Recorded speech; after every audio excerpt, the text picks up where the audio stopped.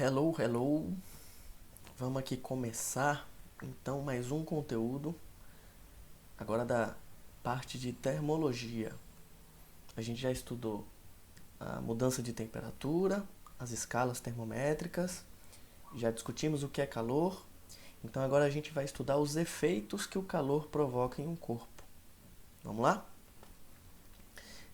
Quando a gente fala que um corpo recebe calor, a gente imagina logo de cara que esse corpo vai esquentar, que ele vai aumentar a sua temperatura, certo? Mas essa é uma possibilidade, mas existe uma outra possibilidade. Quando um corpo recebe calor, ele também pode sofrer uma mudança de estado físico. Então veja, quando você coloca água no fogão, quando você bota uma panela cheia de água no fogão, você liga o fogo vai fornecer calor para essa água, e esse calor, ao ser recebido para a água, vai fazer com que a sua temperatura se eleve. Só que essa temperatura não vai se elevar para sempre. Quando a água atingir 100 graus Celsius, a temperatura da água para de aumentar. Porque a partir desse momento, a água começa a ferver, borbulhar, entrar em ebulição. Ou seja, ela vai começar a passar do estado líquido para o estado gasoso. E o detalhe importante é, enquanto ela está passando de estado, quando ela está mudando de um estado físico para outro, a temperatura dela não muda mais. Essa temperatura fica estável em 100 graus Celsius, certo? Então, muito importante. O calor pode provocar dois efeitos em momentos diferentes. Um é a mudança de temperatura e o outro efeito é a mudança de estado físico. Quando a temperatura do corpo, do objeto que está recebendo calor, atinge a temperatura de mudança de estado, no caso da água para ferver, é de 100 graus Celsius. Quando a água atingir 100 graus Celsius, se ela continuar recebendo calor, a temperatura não vai aumentar mais. Ela vai estagnar em 100 graus Celsius até que toda a água que está no estado líquido passe para o estado de vapor, certo?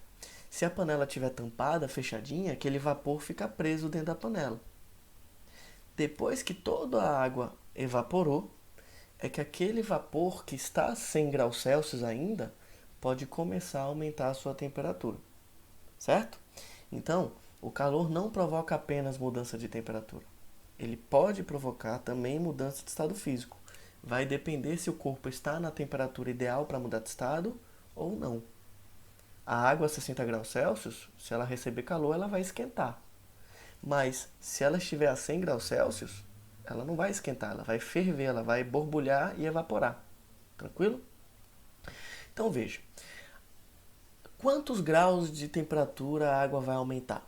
Depende de quanto calor ela receber. Veja aqui nesse exemplo não, desculpe, nessa fórmula, que quando a água sofre, quando a substância, qualquer substância, quando essa substância sofre uma mudança de temperatura, a gente diz que ela recebeu um calor sensível, certo? Quando a substância sofre uma mudança de estado físico, o calor que a substância recebe passa a ser chamado de calor latente, tá?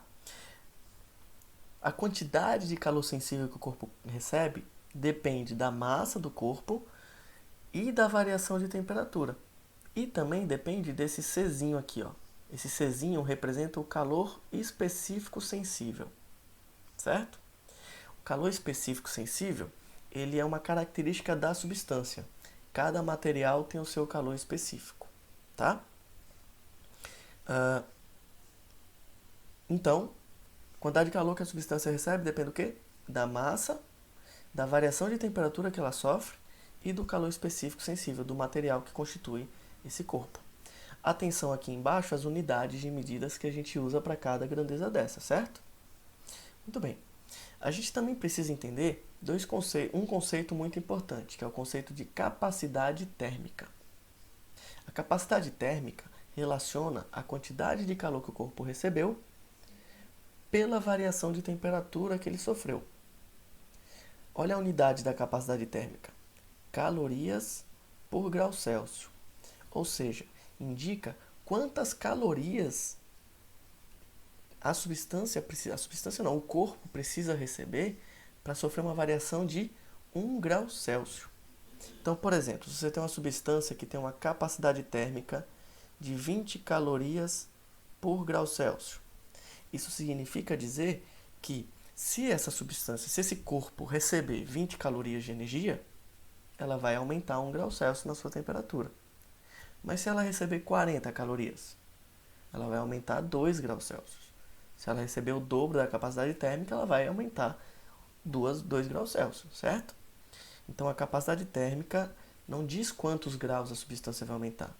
Ela indica quantas calorias precisa fornecer para o corpo para ele aumentar 1 grau Celsius. Fechou?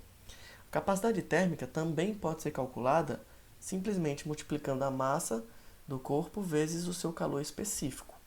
Então, cuidado. Czão é a capacidade térmica, Czinho é o calor específico. São duas grandezas diferentes. O calor específico depende da substância que constitui o corpo. A capacidade térmica depende do corpo inteiro, porque depende também da massa dele, né? Então, por exemplo, se você tem 2 baldes de água, um copo de água e um balde de água. O balde tem uma massa de água muito maior, né? Como nos 2 baldes tem água, o calor específico é o mesmo. O Czinho é o mesmo, porque a substância é a mesma. Mas, como no balde tem uma massa muito maior de água do que no copo, a capacidade térmica do balde de água é maior do que a capacidade térmica do copo de água. Tranquilo? Muito bem. Sobre mudança de estado físico, a gente vai falar sobre isso mais especificamente em outro capítulo, certo? Mas é bom que vocês entendam que existe a diferença desses 2 tipos de calor, porque o calor tem 2 funções, de mudar a temperatura ou de mudar o estado físico. A quantidade de calor que o corpo recebe para mudar de estado físico depende da sua massa, da massa que mudou de estado físico e do calor latente, certo? Esse Lzão aqui é um calor específico latente, beleza? Então, importante destacar que quando a substância muda de estado físico, a gente dá um nome para a mudança de estado. Quando você passa do estado sólido para o líquido, a gente diz que a substância sofreu uma fusão. É o que a gente chama popularmente de derretimento. Quando passa do líquido para o gasoso, a gente chama de vaporização. Do gasoso para o líquido, condensação. É o que acontece com a nuvem quando chove. A nuvem é um vapor de água. Antes de chover, a nuvem condensa, o vapor de água vira líquido, vira água, e aí as gotículas de água caem. Do líquido para o sólido, acontece a solidificação. Há formas de passar a substância diretamente do sólido para o gasoso. Aí a gente diz que aconteceu uma sublimação.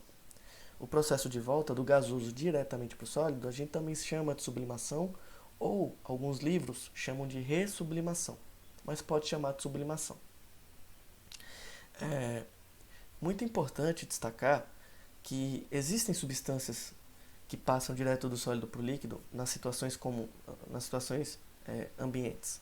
A naftalina, por exemplo. Naftalina é um remedinho que a gente usa para matar rato. A gente coloca a naftalina no armário, por exemplo, que aí mata os ratos da casa.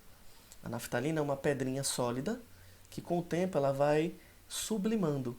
Ela passa direto para o estado gasoso. Quando você olha no outro dia, aquela bolinha de naftalina, ela reduz, o tamanho dela diminuiu. Por quê? Porque parte dela sublimou, virou gás.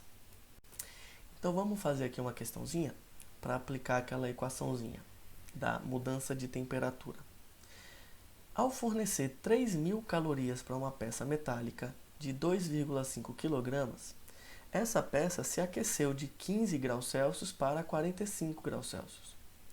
Qual é o valor do seu calor específico? Então vamos anotar os dados e analisar o que aconteceu aqui. Primeiro, a quantidade de calor que a substância recebeu foi indicada. Qzão é a quantidade de calor. Foram recebidas pela substância 3.000 calorias. Aproveito para destacar que se o corpo tivesse perdido o calor, a gente colocaria aqui um sinal de menos, certo? Quando o corpo recebe calor, esse Qzão é positivo. Quando o corpo perde calor, esse Qzão ele fica negativo. Ele diz que a peça metálica tem uma massa de 2,5 quilogramas. E que ela se aqueceu de 15 graus Celsius para 45. Então, ele me deu a temperatura inicial da substância, 15 graus Celsius, e também me deu a temperatura final da substância, 45 graus Celsius. E aí veja que o que a fórmula precisa não é da temperatura inicial e final, é da variação dela. Quanto vale a variação de temperatura de um corpo que estava a 15 e foi para 45? A variação de temperatura, ΔT, vai ser da temperatura final menos a inicial. 45 menos 15 dá 30 graus Celsius, certo? Beleza, então ele quer o calor específico. Só falta calcular então o Czinho. A gente vai usar a equação famosa do Ki-macete. Pegou? Para memorizar essa equação? Ki-macete. Uma equação bem útil na física, tá? No estudo da calorimetria. Então, o Qzão vale 3.000. A massa vale 2,5 kg. Como a questão não especificou a unidade que ele quer a resposta, eu posso usar esse valor assim. Mas é muito mais comum a gente usar o calor específico nessa unidade aqui, ó, caloria por grama grau Celsius.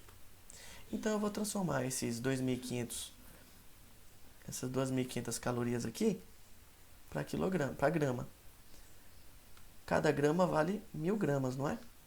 Então, 2,5 kg são 2.500 gramas. Então, vou usar esse valor aqui, 2.500. O Czinho, calor específico que a questão pediu, e o ΔT vale 30 graus Celsius. Foi o aquecimento que o corpo sofreu. Tem zero de todos os lados ali nas multiplicações, então eu posso cortar. 1, 2, 1, 2, 3, 3. Cortei vários zeros. Então, retomando, do lado de cá sobrou 3, e do lado de cá sobrou 25 vezes 3 vezes C. 25 vezes 3 dá 75 vezes C. O C, então, vai ser 3 dividido por 75. Realizando essa divisão, 3 dividido por 75 vai dar um número bem pequeno, 0,04. E a unidade, professor? Calorias por grama grau Celsius. Importante entender o que isso significa. Isso significa dizer que essa substância, no caso o metal, ele precisa de 0,04 calorias para que cada grama de sua constituição sofra um aumento de 1 grau Celsius, certo? Então, o calor específico, ele diz quanto calor cada grama da substância precisa receber para sofrer um aumento de temperatura de 1 grau Celsius, certo? Por isso que ele chama específico. Porque apesar da substância ter aqui 2.500 gramas e a variação de temperatura ter sido de 30 graus, o calor específico ele se refere a cada grama para variar cada grau Celsius, certo? Então, agora que a gente calculou o calor específico do ferro, eu quero fazer uma comparação entre o calor específico da água e do ferro para a gente analisar o que significa. O calor específico da água vale 1 caloria por grama grau Celsius. E esse é um valor que você vai usar muito. No Enem, inclusive, ele não precisa nem te dizer quanto vale esse calor específico da água. Vale 1. 1 caloria por grama grau Celsius. Para o ferro, vale 0,04, como a gente acabou de calcular na questão. Mas o que isso traz de diferente para as duas substâncias? Essa grandeza representa a dificuldade que você tem de aquecer cada grama da substância. Então, a água tem um calor específico maior do que o do ferro. Ou seja, você precisa de muito mais calor para aquecer cada grama de água do que para aquecer cada grama de ferro. Certo? Então, se você fornece 1 caloria para cada grama de água, essa grama vai aquecer 1 grau Celsius. Mas com 1 caloria fornecida para o ferro, ele esquenta muito mais, certo? Ele esquenta bastante, muito mais. Por quê? Para cada grama de ferro sofrer um aquecimento de 1 grau Celsius, ele só precisa de 0,04 calorias. é muito menos do que a água precisa, certo? Então, que fique muito claro que quanto maior é o calor específico da substância, mais difícil, mais calor essa substância precisa para sofrer uma variação de temperatura. Mais difícil é aquecer e também mais difícil é resfriar essa substância, tá? Um exemplo bem interessante é a comparação do calor específico da água com o da areia. A areia tem um calor específico muito baixo, ou seja, é mais fácil esquentar a areia do que esquentar a água. Isso faz com que cidades úmidas, como Aracaju, que é uma cidade úmida, as cidades brasileiras são relativamente úmidas. Essas cidades, como ela tem muita água na sua atmosfera, é muito difícil variar a temperatura da cidade. Então o sol nasce e durante o dia vai esquentando, não vai? Mas não esquenta tanto. A amplitude térmica não é tão grande. Agora vai no deserto do Saara, por exemplo. Tá de noite, tá fazendo muito frio. Quando o sol nasce, esquenta muito rápido. Porque como não tem umidade na atmosfera, você não precisa esquentar a água. Então, a variação de temperatura ela acontece muito fácil, certo? Então, no deserto, o sol já é forte e não tem umidade. Então, essa falta de umidade faz com que as variações de temperatura no deserto sejam muito bruscas. Quando nasce o sol, esquenta muito rápido. E quando o sol se põe, também esfria muito rápido no deserto. Em Aracaju, não. O sol nasce, a temperatura esquenta um pouquinho. Quando o sol morre, a temperatura baixa um pouquinho também. Às vezes você nem percebe essa mudança de temperatura, tá? Isso tudo por causa do calor específico da água, que é muito alto. Então, entendido que a quantidade de calor que um corpo ganha ou perde pode ser determinada a partir da sua massa, do seu calor específico, da sua variação de temperatura, a gente pode complicar um pouquinho mais as situações e trabalhar com uma questão, uma situação que o Enem gosta muito de abordar, que são situações em que a gente coloca vários corpos no mesmo recipiente, corpos a diferentes temperaturas, de modo que esses corpos podem trocar energia, trocar calor entre si até atingir o equilíbrio térmico, ou seja, até que todos os corpos fiquem na mesma temperatura. Então, o que acontece? Veja só nesse exemplo aqui em que eu coloquei 3 corpos no mesmo ambiente. E a cor deles está representando a sua temperatura. O vermelho é o mais quente, o azul é o mais frio e o amarelo está numa temperatura intermediária. A gente sabe que o calor passa do corpo mais quente para o corpo mais frio. Por isso que pelas setinhas a gente percebe que o corpo A está passando o calor para o corpo B e também para o corpo C. Ao mesmo tempo que o corpo C está recebendo calor do A, ele também passa calor para o B. Então, vamos fazer uma análise aqui. Quanto calor o corpo A está trocando? Ele forneceu 300 calorias para o B e 200 calorias para o C. Então, ao todo, o corpo A cedeu 500 calorias. Então, olha quanto aqui eu coloquei no valor do QA. A quantidade de calor trocada por A foi de menos 500 calorias. O B, ele recebeu 300 calorias de A e 400 calorias de B. Então, o corpo de C, desculpe. Então, o corpo B recebeu ao todo 700 calorias. Isso está anotado aqui, ó. QB vale 700 calorias, positiva, porque ele recebeu. O QA, que perdeu calorias, ele tem o valor negativo, tranquilo? O valor da quantidade de calor trocada por A é negativo, porque ele perdeu calor, ele cedeu calor. E o corpo C? Ah, professor, o C recebeu de um e perdeu para o outro. Mas quanto foi que ele trocou no saldo final? Se ele perdeu 400 e ganhou 200, é como se ele tivesse perdido só 200, certo? Então, o corpo C, ao final das contas, cedeu 200 calorias. Por isso que a quantidade de calor de C aqui, ó, tá negativa. Soma esses 3 valores que a gente acabou de determinar. 500 com 200 dá 700 negativo. E 700 negativo com 700 positivo dá 0. Então, se você somar a quantidade de calor que os 3 corpos trocaram, essa soma tem que dar 0. Então, Analisando esse exemplo aqui, a gente vai determinar esse padrão. Quando vários corpos estão no mesmo recipiente, estão no mesmo ambiente e trocam calor entre si, a soma da quantidade de calor trocada por cada um tem que dar zero. Sem esquecer do detalhe de quem ganha calor, a quantidade de calor é positiva. Quem cede calor, a quantidade de calor vai ser negativa.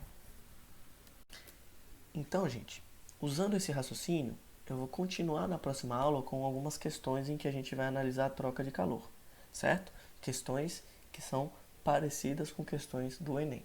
É uma parte do assunto de calorimetria que vocês não podem deixar de compreender e de fazer questões. Fechou? Então, termina essa aula, dá uma revisada, dá uma analisada no que a gente viu e parte para a próxima.